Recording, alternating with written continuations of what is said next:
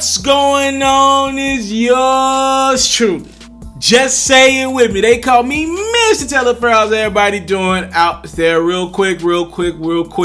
First and foremost, Happy New Year's to everyone as we close out 2019 and we about to walk into an entire new decade. 2020 is just moments away. I'm super excited about the new year. I'm wishing you nothing but the best going forward. I go by the name of Mr. TALIAFERRO, ladies and gentlemen, and we're going to be doing a couple of these recaps for the next few days, even probably into 2020. We're going to be recapping the year, the decade, some of the best albums, some of the best artists. We're going to be doing all that on my platform for the next few days. I would love for you to join me. Welcome to Pharaoh's World. This is something new that I'm doing as we get into the new year. This is Pharaoh's World that we're in right now. Anytime you see the yellow background, you know you've entered Pharaoh's World. We're going to be doing a lot of lyric breakdowns in Pharaoh's World. We're going to be doing some top of the top list and all that in Pharaoh's World. It's going to be a fun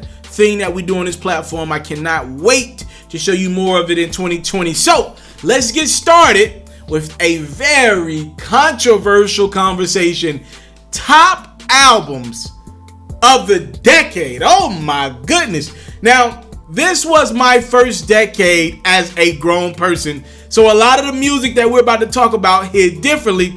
I thought about this long and hard, pause, how I could break this list down, because there are so many different ways you could go about doing a list like this. Did I want to do my 10 personal favorite albums? Did I want to do the best albums from a standpoint of just music, artistry, beats, production, lyricism? There's so many different ways that you could do a top 10 albums of the decade. And let me just throw it out there, throw the caveat out there. There's no way to get this right.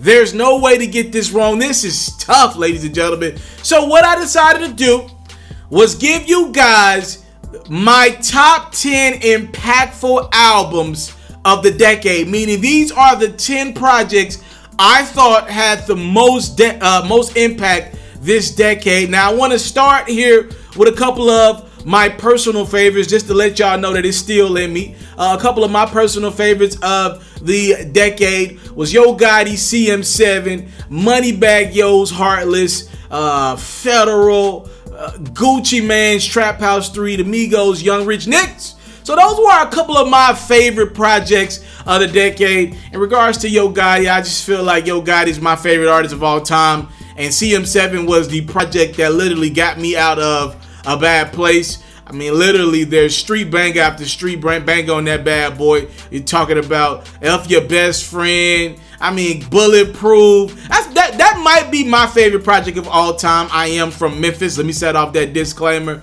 Bruh, it's just literally street check. There's so many street bangers. I don't like freestyle. Lord have mercy, that might be my favorite project of all time. I think I was working at Five Guys Burgers and Fries when that joint dropped. Yeah, CM7 for me. These are personal favorites for me before we get into the top 10. Also, Moneybagg Yo, I feel like got two of them things in this decade.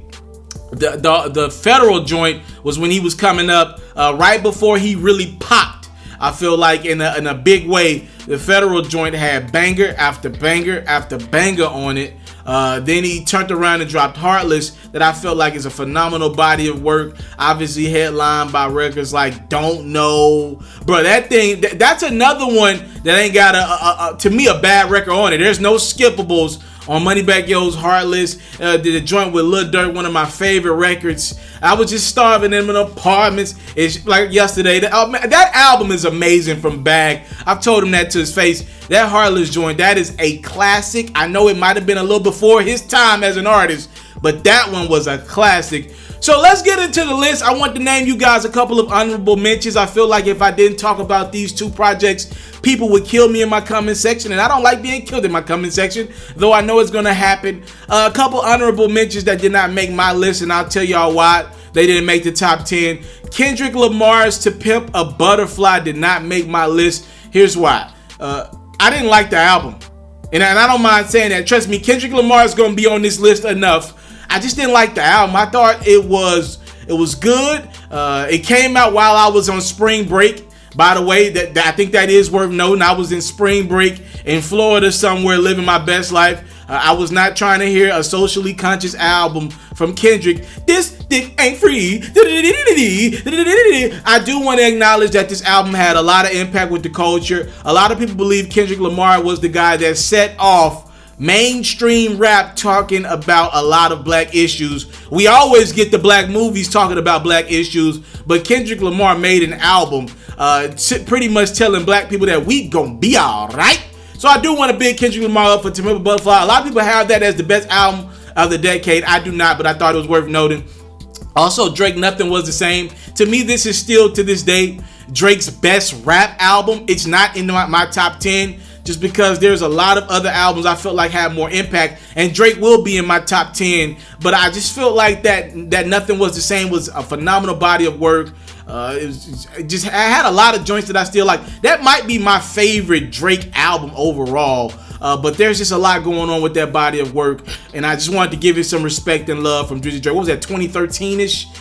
When that joint dropped. Anywho, let's get into the top 10. All right, at number 10, I want to start off by saying this was not one of my favorite albums, but I have to acknowledge its impact. We're doing a top 10 list of albums that had impact in the culture, right? So just know that before you kill me in my comment section. I want to start with Kanye West's My Beautiful Dark Twisted Fantasy. Look, man, this to me was the last great album of Kanye West. I gotta give respect when respect is due. Excuse me. The Monster joint with Jay, Ross, and Nicki was amazing. The So Appalled with Jay and Pusha, obviously. All of the lights. He had a plethora of hits. Many people believe that this was the album for Ye where he continued to push the envelope, change the sound, do things with the production. This dude Ye, man, I mean, he's a legend. I tell y'all all the time, I think Ye has top 10 catalog all time. Again, when you got Ross and Nicki on an album with Jay on the same record, you got the So Appalled with Jay and Pusha. I mean, that's a tough record. All of the lights, obviously all of the lights is just one of those joints. You got to give this man respect, bro. This dude, to me, he's one of them ones. No matter what you think about Ye now, that was an impactful album in the culture. Number nine, I gotta go to Chicago. Number 9, I'm gonna go 2012. Chief Keef, Finally Rich. Yeah, I don't know why people keep doing these lists and not bring up albums that really touch the college crowd, the high school crowd. Probably if you was listening to shit you weren't supposed to be in middle school, bruh. It is tough, and I mean it is tough to get down south people to really embrace an album. We'll listen to Jay-Z, we'll listen to Kendrick Lamar, we'll listen to anything y'all throw at us, but for us to like play this at every set, at every party, at every function, we gotta really rock with you. And Chief Keef's Finally Rich, obviously this was his breakout project. It started out with I Don't Like, then we got the remix with Ye and Good Music and Company, they bodied that. And then we got the Love Sosa. I was in college when this happened. Love Sosa came right behind I Don't Like. I was like, oh my God, this nigga got 2 club bangers going back to back. Bruh, Chief Keef made an album that drill music. This was the encompassing album of the drill era. The biggest project by far. I mean, he had the joint with Ross on it, the joint with Jeezy on. Bruh, this album was stellar. My nigga, I thought it had a big impact in the culture. And if you listen to a lot of the music today, a lot of these youngins are credit. They give Lil Wayne some credit. They sometimes give Drake some credit, but trust and believe when they're giving some influencers on their career, Chief Keef comes up, and most people point to that Finally Rich project back in 2012 as the one that did it for them. At number 8, we're going to 2018. We're going to Mama Barty. Cardi B's Invasion of Privacy was a big time album. Not only for, look, we already talked about Chief Keef having a Finally Rich project, but when we talk about impact, I gotta give at least one woman some love.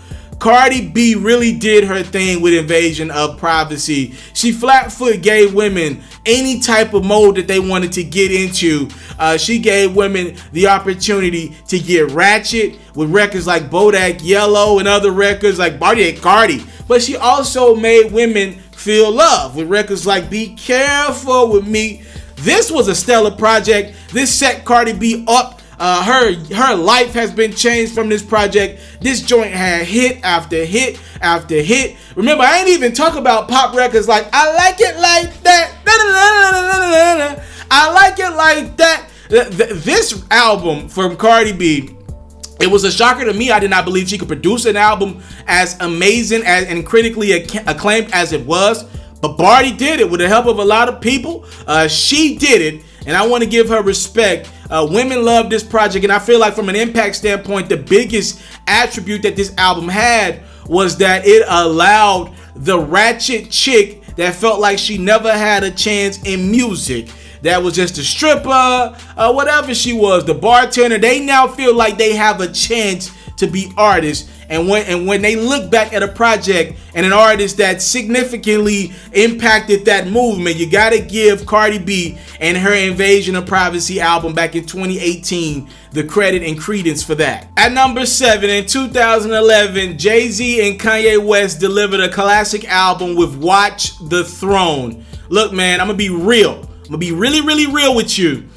Niggas weren't doing collab albums of this magnitude, bruh. This album alone has painted the images of albums that we want from a collab standpoint. I believe we never get a Drake and Future collab album if we don't get a Ye and Jay album. And the fact that these two dudes told you that there was niggas in Paris and they went on to do a tour and them niggas actually went to Paris. Like, this was an impactful album for a lot of reasons. It just was a good body of work from the oldest record on down. It was really a good body of work. But when I talk about impact with this album, like I said, just from a collective standpoint, seeing two artists, literally, Jay's the biggest rapper ever. Ye might go down as the biggest artist ever. Who knows?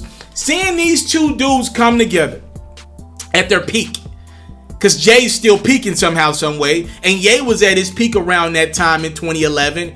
Seeing these dudes come together and go on tour at the magnitude that they did, because like I never really wanted to see Jay-Z live. That ain't never been a thing of mine. I've always had respect for the brother, but I felt like just listening to his music was enough. But when bruh got with Ye, the energy was right. It made the tour right, just the right amount of Ye and Jay. Go look at some YouTube videos online. That tour was crazy. The mosh pits on that boy.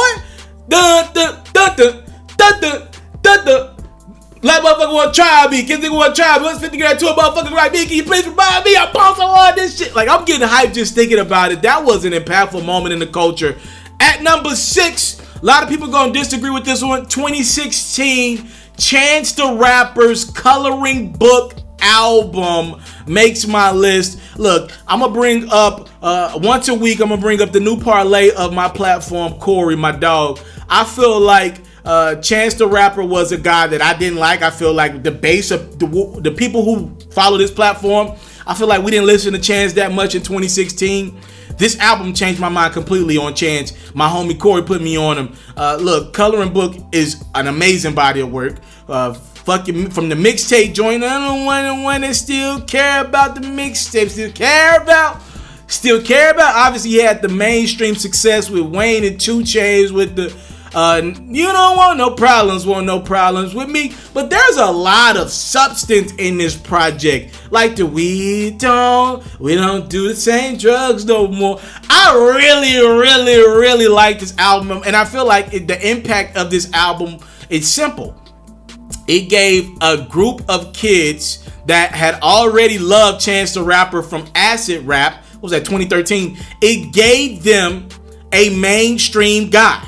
Chance the Rapper, this independent kid whose father worked in the White House with Barack Obama, so he's not the struggle kid, but he has his own struggles and demons that he's battling with in regards to drugs, acid specifically. So this album gave them an outlet in the mainstream perspective to say, yo, he's our guy.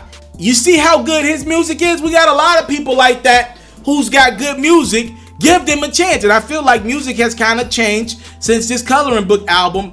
It graces my list at number 6. At number 5, I'm taking it to Atlanta. Future, Dirty Sprite 2. Come on, bro. What y'all want me to do? Thought it was a drought. Where your ass was at? Trap niggas, freak hoe. Hey, freak hoe. Make a little money, that rich sex. Fuck us with commas. Hey, let fuck us with commas. Yeah, let fuck us with lovers. Hey, bruh, this album, it encompassed the year that Future was having in 2015. I don't care. I don't care what you say. 2015 Future, one of the most iconic runs in hip-hop history. You don't got to be the biggest fan of Future lyrically, because I'm not. But you got to big up a man that was able to put out, 5 projects in 1 year and have the success that bruh had. He took a couple records from the Monster album, the 56 Nights project. He threw them all, and I mean he threw some of them and added a lot of new music onto this Dirty Sprite 2 album, and it created for literally a strip club galore. All of these records on this album go in the strip club. When that nigga got on that album on track number 1, and when that beat dropped, and when I heard that nigga say, Dirty Soda Sprite, I-T, fully loaded. Hey, I just fucked your bitch in some Gucci flip-flops. I said, oh, it's on now. This nigga fucked the bitch in some Gucci flip-flops. I have my Nike flip-flops on. I ain't have no Gucci. I still don't got a lot of Gucci, but I'm like, oh, she got a bitch. I'm clowning the nigga who got his bitch fucked. It could have been me. I'm like, oh, you got your chick fucked in some Gucci flip-flops. I'm like, oh, that nigga went in. It was an incredible run from Future. He had to make this list. If you don't believe Future's Dirty Sprite 2 was one of the top 10 most impactful albums in the culture, you just need to go talk to more people of the culture. At number 4, I thought this was the best rap R&B album of 2010 to 20, or 19 rather. This is Drake's Take Care. To me, this is the album that made Drake a superstar. From Crew Love to Marvin's Room to Shots for Me, like the Shot for Me. This was the joint for me personally. I feel like Drake was already a rap star when Take Care dropped. I feel like back in 2011, anytime a nigga can get on a record and rap about Marvin's Room and taking a shot with him, and then give you records like Underground King, Salute to Memphis. I feel like this was the joint for Drizzy Drake in 2011 that really put him over the hump. And this made him a superstar. When people were able to see that Drake could not only be a rapper, but he could slow it down a lot, get in his feelings. Dudes were not in their feelings before Drake did this on Take Care. When people speak about Drake in his catalog, I feel like more times than not, they tell you that their favorite project of Drake was Take Care. I've already let you guys know that to me, Nothing Was the Same probably is my favorite.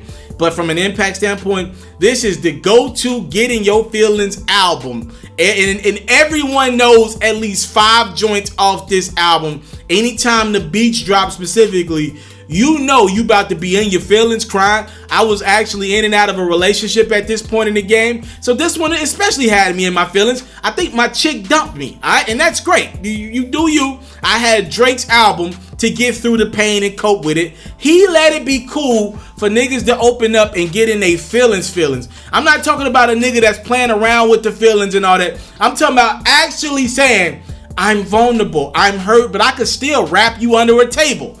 Take Care, Drake's album changed a lot of things that we hear musically today. At number 3, 2017, Kendrick Lamar's Damn. This might be my second favorite album of the decade, man. Kendrick Lamar, Damn. This dude album, I mean literally the word that I want to use to describe this album was damn. In 2017, Kendrick Lamar gave us records like Be Humble, Little Bitch, Slow Down, Humble, DNA, Loyalty, Loyalty, Loyalty, and my favorite song off the project featuring Zakari, Give Me a Run for My Money, the 30s, do you love me? Baby, won't you just love me? This album had everything you could think of. I really believe Kendrick Lamar That damn album, when you look back at his catalog, there will not be an album that gives him more of his catalog when he performs on stage than that damn album. I mean, he was already heading towards legendary status anyway. This damn album just knocked it out of the wheelworks. Again, coming after To Pimp a Butterfly, an album that I did not really love, like I admitted earlier in this video. Damn was it, bruh. Damn was literally. That album still plays in 2019. To be honest with you, it lasted 2 years. It lasted 2017 when it was released, and then pretty much all of 2018, the records that came from that album, they last. When dude comes with an album, he lets you know he's got bangers. The Be Humble joint was a big record.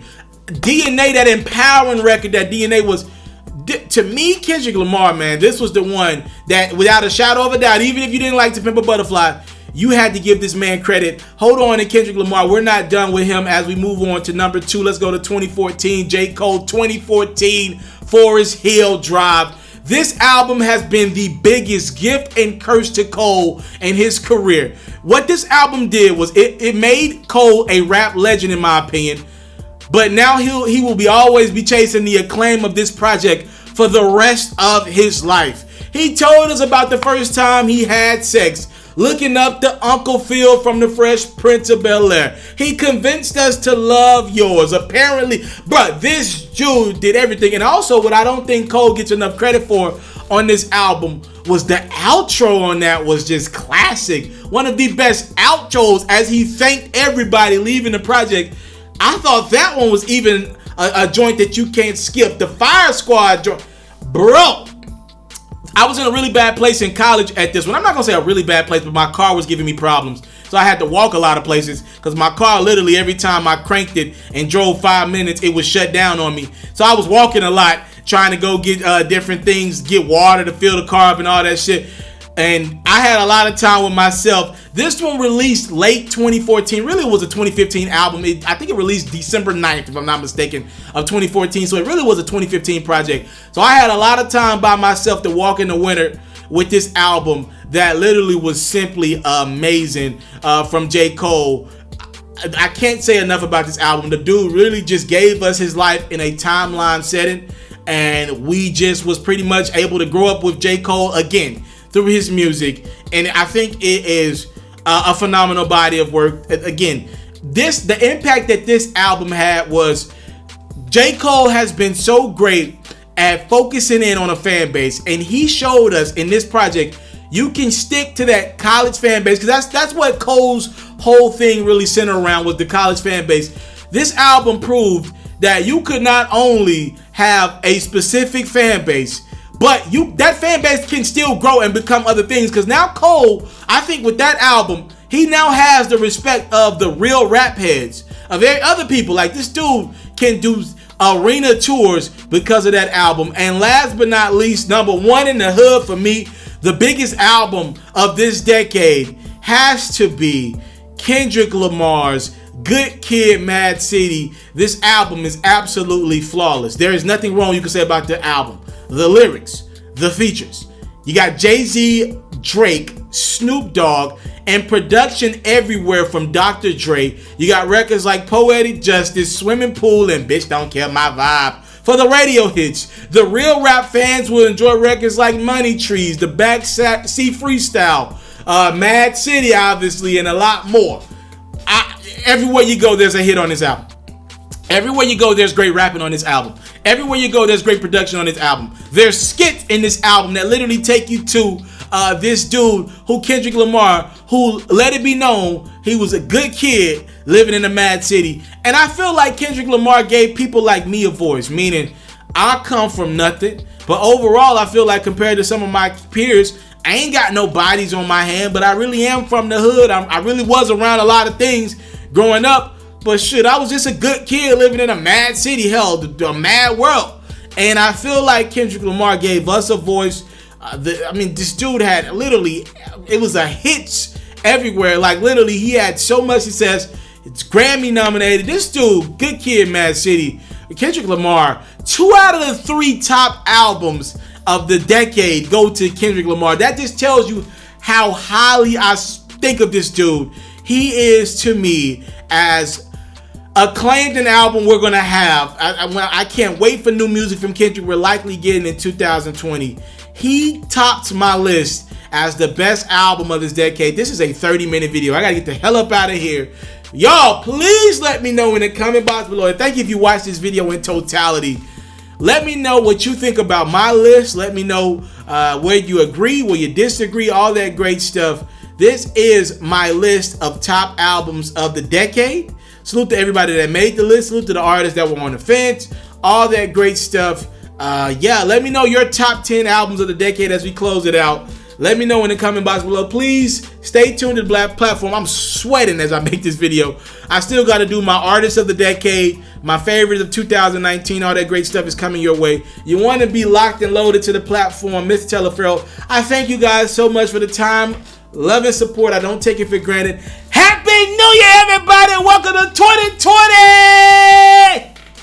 How about? I came from nothing, but I want everything God has for me. I interview celebrities. I talk sports. I still represent the culture. All the kids, they tuned in. We locked in right now, Mr. Mr. Taliaferro. Shout out to Mr. Taliaferro. watching Mr. Taliaferro TV. Mr. Taliaferro TV.